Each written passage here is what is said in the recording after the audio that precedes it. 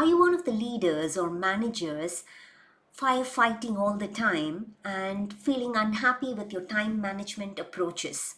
Here are two productivity hacks for you.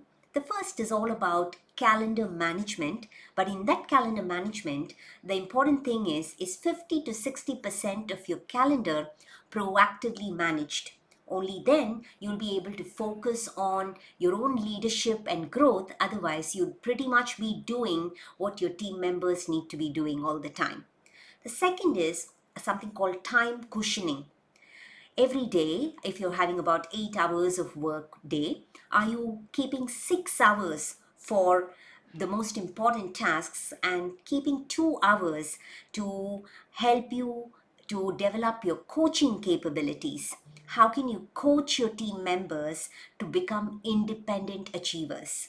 Only then you will have time to grow your leadership and also to focus on doing the most important things or the strategic things that you plan.